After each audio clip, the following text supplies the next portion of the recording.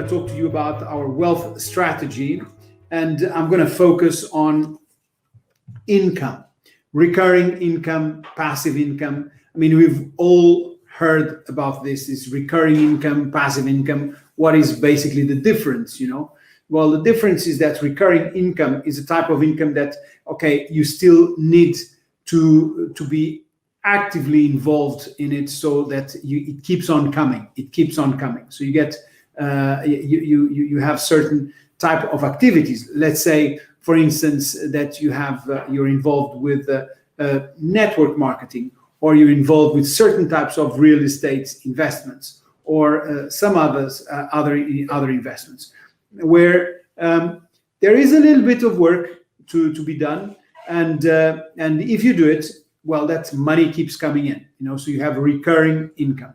Now, passive income is slightly different. It's very similar, but slightly different. It's, for example, if you have set up some investments and you are getting dividends, so you don't have anything to do with the running of the company, for instance, and let's say you invested in the stock market and you get dividends from your investments. So that is passive income. Literally, you have nothing to do. You just have to have the company needs to know your bank account and there's money coming in. Okay, and so that's different. So this is it's very similar concepts, but recurring income and passive income. Recurring income has a little bit more work. You need to be a little bit more involved with it, hands-on, in order to get that money coming in. Okay. Now, if you want to get some income, recurring income or passive income, and you want to have, let's say, about 100 euros a month. Let's say this is your goal to get started, okay? How to put in place, or what to put in place in order to get 100 euros a month, with recurring income or with passive income, okay? Well, you need to understand that in order to do that, you can do it either through your work. Let's say, for instance, that you are involved in some kind of network marketing activities. Well, in that case, you keep working and the money keeps rolling in, okay? But then it's in a way, you have to be involved with it. It's a hands-on operation. But you can also look at it from a capitalistic point of view. You say, how much money would you need to invest in order to get 100 euros a month as passive income, okay? So how much capital is needed? And when we do a quick calculation and we say, okay, 100 euros a month, that's times 12, that's 1,200 per year. And you say, okay, what kind of yield could I get from my investment? And let's say you manage to get a 5% yield. Well, then in that case, 1,200 is 5% of the capital. So what capital is that? We're looking at 24,000. All right. So this is the amount of money, the capital you need to invest in order to get to invest with a 5% yield or return on investment in order to get the 100 euros a month. Okay, which, by the way, may not come every month, might be paid on a quarterly basis, or twice a year, or perhaps once a year. Okay, we don't know, but it depends on the investments. But just so that on an annual basis, if you want to get the 100 euros a month on average, well, you would need approximately 24,000 to be invested. All right. I know there are some investments where you can make a lot more than that. Well, the risk also goes much higher, okay? And so my question for you is how to set it up? How can this be put in place, okay? What can you do in order to get those 100 euros a month in recurring income or in passive income, all right? So you need to look at different options. And one of them is to look for dividend strategies.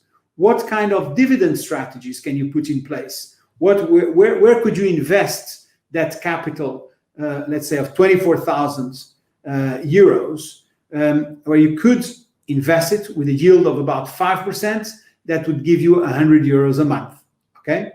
So it's some kind of dividend strategy. You can look at several. You have stocks in the stock market, but it's very difficult to get that kind of dividend from the stock market, from dividends from the stock market. You might get it, but if you 5%, but you need to invest substantially more. There's also some bonds that you can do, but again, it's some loan notes, but the risk goes higher. I mean, the higher the yield, usually the higher the risk. So you need to be careful with that as well. Of course, there is real estate. I mean, real estate is an excellent way of getting that.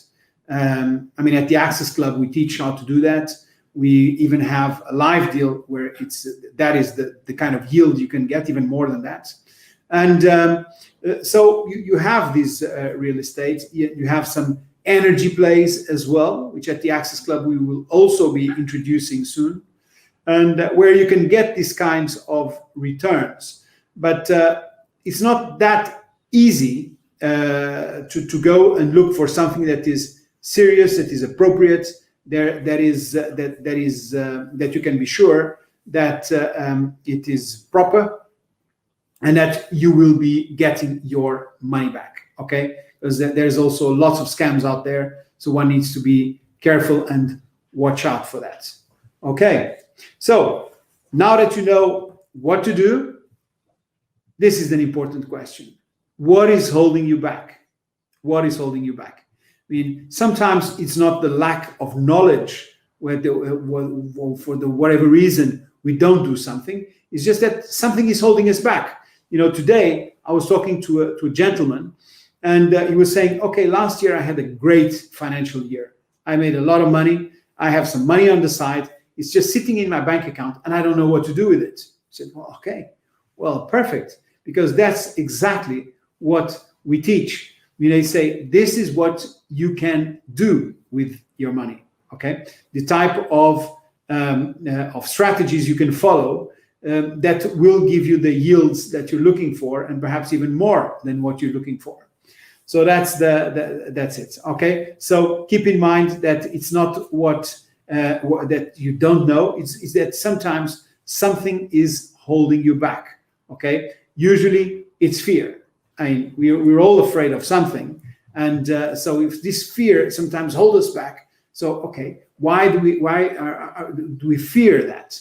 Well, maybe it's lack of knowledge. So when we have lack of knowledge, then we are afraid of it. Once we understand it and we found out and discovered and we studied it, say, well, after all, this is no big deal, okay? So the level of knowledge increases, the level of fear decreases, okay? And that's for every areas of our life, okay? Good. That's what I wanted to share with you today.